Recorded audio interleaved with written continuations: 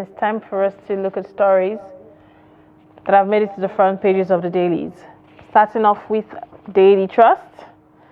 We have just one very bold story there in front. It says in Kebbi, Lakurawa kills 13 in revenge mission. Burns down 6 villages. You find that boldly there on the front page of Daily Trust. And if you turn over to the page 2, which I'm sure you would get if you get a copy, you'd see Global Terrorism Index of 2025. There, which is gotten from the Institute of Economics and Peace Global Terrorism Index, measuring the impact of terrorism. Right there. Well, those are the stories we have on the front pages of the Daily Trust newspaper. All right, let's take a look at Guardian. All right, on Guardian this morning, consumers groan as data depletion exploitation complicate telcos tariff hike. You find that there, how much internet data do you use? That's a very important question. Still on Guardian, crude. NNPCL sells 84 million barrels to Dangote, denies Naira deal stoppage. Court moves hearing of Natasha's suit against suspension to March 25th. And resign or be impeached, Rivers APC tells Fubara. All right. Still on Guardian. Opposition calms swell against Tinubu as RFI dumps APC for SDP. BUA others defy FX crisis, post over 500 billion naira profits. Still on Guardian. Federal government approves 1 billion naira to tackle child maternal mortality, and NCDC confirms loss of UK returnee to Lassa fever as death toll hits 98. Obi, others seek better approach to national security, and Promised Land regularizes Provest license amid SEC directive. Those are the questions we have there on the front page of Guardian. Now let's take a look at Daily Independent. On Daily Independent, boldly there, investors interested in our economy, prices falling, says fuel subsidy cuts meant to benefit unborn generation, inaugurates Youth Congress Planning Committee. We are opposed to actualize Tinubu's plan for the environment, says Woke, and RFI joins SDP, vows to unite opposition against PDP in 2027. Discos embark on load shedding as transmission fault disrupts power in Lagos. NNPC clarifies Naira for crude contract with Dangote refinery. Still on Daily Independent, herdsmen kill 20 farmers in 4 Ondo communities, and Savannah Energy completes SIPSEC acquisition. We will emerge stronger despite all odds, says Fubara on Rivers crisis. Resign or be impeached, Rivers APC tells governor. Assembly orders arrest of RISEC chairman and commissioners. And court to hear Natasha's suit against Senate on March 25th. All right, now with that, well, let's now join our reviewer. Joining me in the studio to review some of the headlines of today's papers, we have the program director, Daily Trust Foundation, Dr. Theophilus Abba. Thank you so much for joining us, sir. Good morning. It's good to have you. Now, we're seeing with Daily Trust, which is the story we have boldly there in front. Kebbi, Lakurawa kills 13 in revenge mission, burns down 6 villages. And then we also see the peace deal that is trying to be brokered with bandits. What do you make of all of that? And we still see them, going out full-fledged. Do you foresee a possible peace deal, or it's just talks in the paper and might not happen? Okay, the situation in Kebbi, I think, is a little bit different from what happened in Katsina. We have some persons talking about, some local community leaders talking about a peace deal with some bandits. Actually, it was a band leader who initiated it. Now, but what's happening in Kebbi with the Lakurawa group is something that we ought to have foreseen. I think the military relaxed after killing the leader of the Lakurawa sect or Lakurawa terrorist group. And from what we know about terrorist groups, the death of the leader does not mean the end of that terrorist group, because they have a leadership structure. If Mr. A is taken out, Mr. B, you are stepping in. Mr. B is taken out, Mr. C, you are stepping in. and we see it play out almost everywhere. For instance, when the Boko Haram started, even when Mohammed Yusuf was taken out by the police or the military, there was a lull of about a year. Then we had the second in command, he took over. And then up to today, even though Shekau too has been killed, and other commanders have been killed, we hear about Boko Haram making attacks. If you go to Afghanistan, which we know very well, the American army killed many commanders of the Taliban. But today the Taliban is still there.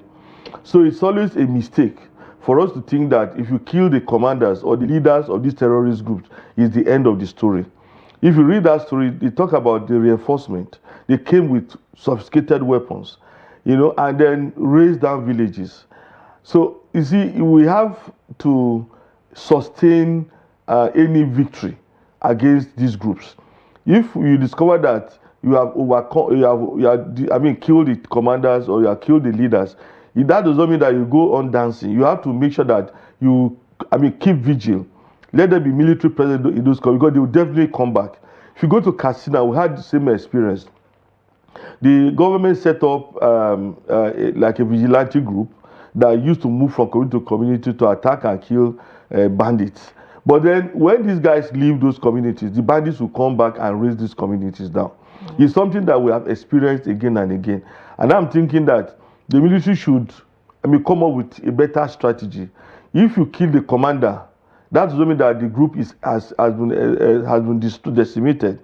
The group has hierarchy. Almost every terrorist group has a kind of hierarchy because all of them believe that they could be killed at any point. All right. So when you think you have recorded success, that is when you need to plan for another attack.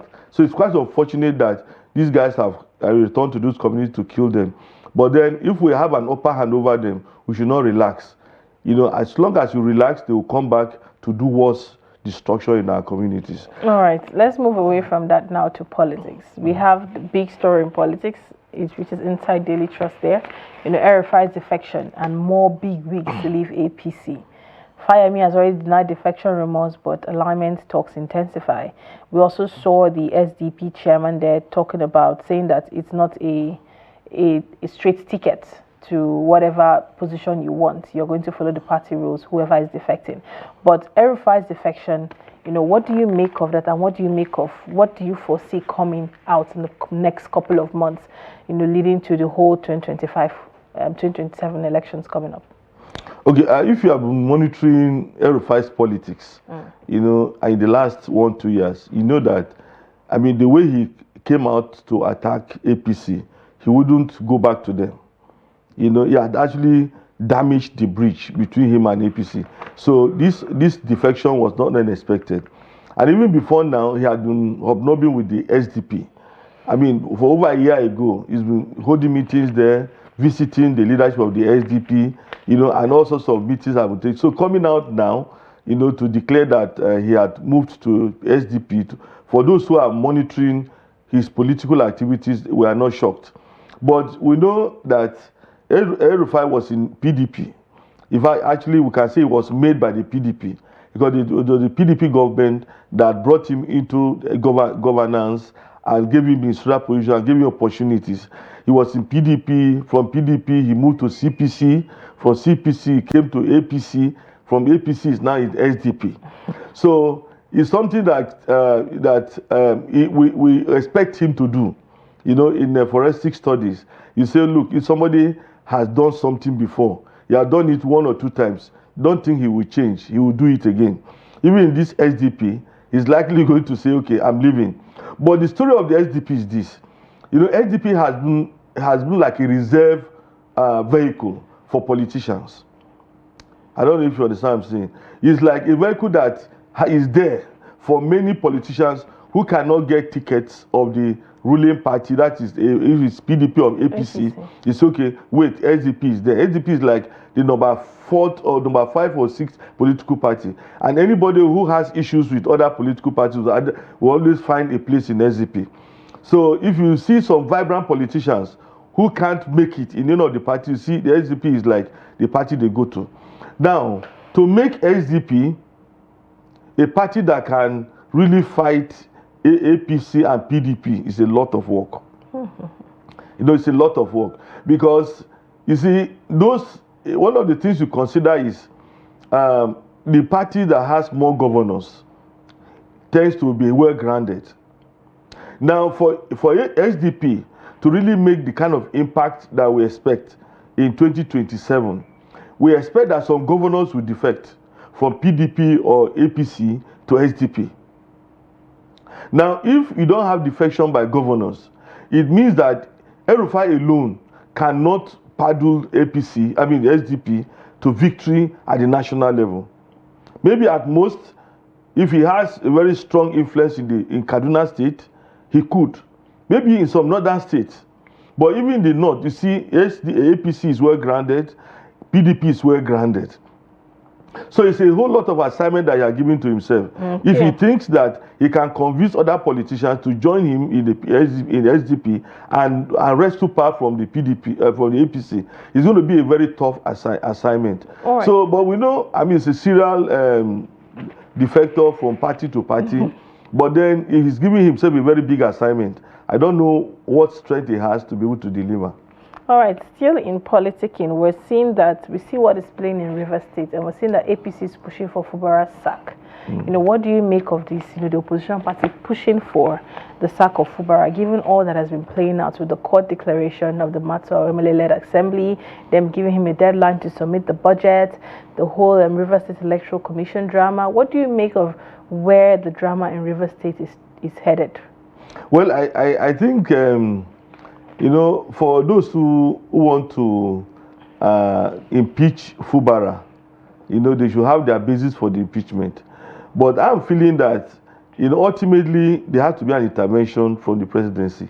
I have maintained that the solution to the crisis in the River State is not, it cannot be found in legal pronouncements. What the Supreme Court has said is there cannot be a solution. Like I keep saying, the law kills. If you read the Bible, talk about the law is a killer, because if you say you want to obey the law, it's not easy. So I'm advocating that, look, there has to be a come together of the political leaders of River State. They need to come together to say, let us salvage this thing. I think Fubara has taken steps to say, okay, people should come, let's talk. What is the issue? This is our state. It's not like somebody came from space or somebody came from another world to come and rule us. We know ourselves, you understand? You know my father, and you know your father. We were in primary school together, we were in secondary school together, we attended the University of Port Harcourt, all of us know ourselves. So let's come and settle this issue. Even Wiki, I think it has come to a point where the presidency will need to say, okay, let there be a political solution. I expect that Tinubu will call another meeting and say, look, we know that this is what the Supreme Court has said, but then we cannot depend on the Supreme Court alone. Let us see, how do we reconcile? What are the main issues? Because these are disagreements over local government election, disagreement here. Those are not the main issues. So the main issue is the interest that people have. Somebody will say, okay, the state is my own stronghold. I don't want to lose it to another person. If what we do, to appease him, all these things need to be put on the table so that the political leaders in Rivers can discuss them and agree so that they can move the state forward. I don't envy Fubara because since 2020 when he became governor, I don't think he has had peace. Yeah. I don't think he has had enough space to even say, okay, let me do project, let me do things that are in line with my vision. If he had a vision, I don't think these distractions will enable him to accomplish those visions. And the people who are losing are actually the people of Rivers State. They are the ones losing. So I think that there has to be peace for Rivers to move forward. Somebody was there for 8 years. I don't think he had so much crisis. So let there be peace in Rivers, and the political leaders of Rivers must come together to agree on how to move the state forward and bury the hatchet. True indeed, true indeed. When the elephants fight, it's actually the grass that suffers in the long run. But we're seeing the story on Guardian. We've been talking about data hike and tariff hike and all. On Guardian boldly, we see consumers growing as data depletion and exploitation complicate telcos tariff hike. Like it or not, sometime during the week or probably in the past 3 weeks since they talked about this tariff hike, you've seen that the quality of data service being put out there is poor. Sometimes you go, there's absolutely no network for you to work with, yet there's been a tariff hike. They gave a whole infographic on how much is being spent on everything you're doing due to the increased data and tariff hike. What is your take on it? Have you experienced it personally? And how do you see this all affecting Nigerians in the long run, being that the world is going digital now? Well, if you use the internet, you feel it, because at times you bought maybe data you think you can use for a day, and after about 3-4 hours, you are told that it's already gone. I think they keep complaining about infrastructure, and one of the issues is it has to do with electricity. They are providing their own energy, they are providing their own everything. And I am thinking that, and I've mentioned this before, that perhaps it is time for the the sector to have a package for these telecom companies. I don't know. It may be a way of saying, okay, so band E for telecom industries, and then we now target where their infrastructure are located, and then make sure that the power gets to them, because the way things are going, everybody is like on his own. You generate your own power, you generate everything for yourself, and then you fix your own price. As it is now, I don't think we are enjoying what we pay for. What you pay for your data, I don't think you enjoy. At times you just okay, I have this data, maybe 80 gig, and I think I'm going to use it for maybe 3 days or 4 days or even 1 month. Not anymore. Halfway through, it's already exhausted. You are giving you don't longer have it. Buy another one. And this is money. True. I think people spend more money on data than they spend on calls now. True. Because you have to be streaming. You have to. Your WhatsApp is always on. Your internet is on. You want to check your email every minute. So all these things, you keep consuming money on the go. And so the least the government can do is to say, okay, let's see how we can, intervene and ensure that these things, that the expenditure that these guys incur, for which they hike their rates, let's intervene and make things a little easier for them. So, and then we need the SEC to intervene. The SEC should not just be there, supporting the telecom companies, because that's the way I perceive it. All right. I don't see them doing real regulation. Like anything they say, they pander to their wishes, and it's not helping us. The majority of what Nigerians are suffering. It's alarming. I know how much most Nigerians use data, and we hope that you actually need data to do it. Even your banking transaction. Even your banking transaction. A common ground needs to be found for the survival of the average Nigerian. They are the ones who lured us into this. Because in the past, I'll go to the bank, fill my form, give it to the cashier, and they will do the transaction for me. But now they say I can do it on my phone. Well, you have to pay for doing it on your phone. And then I keep paying and paying and sure paying. Indeed. It's like we hope a common ground will be found. They're just draining us, from all sides. Thank you so much, Dr. Theophilus Abba, for always bringing thoughtful insights to the newspaper review every morning, every Tuesday morning rather. It's always a pleasure having you join us. Thank you. Good morning. Good morning. And to our listeners there, we're just having a chat with Dr. Theophilus Abba, Program Director, Daily Trust Foundation, where we're looking at stories that made it to the pages of the dailies. Now, I hope you've been able to pick something from our conversation this morning, starting from our phone-in segment to our discussion segment, and now to the end of the program, which is newspaper review. I hope we've been able to keep you informed and keep you updated with the happenings and stories that are happening in the nation and the polity at large. On behalf of Daybreak's production crew, my name is Lilian Ogazi. We say thank you so much for sticking around. Let's do this again tomorrow. Bye for now.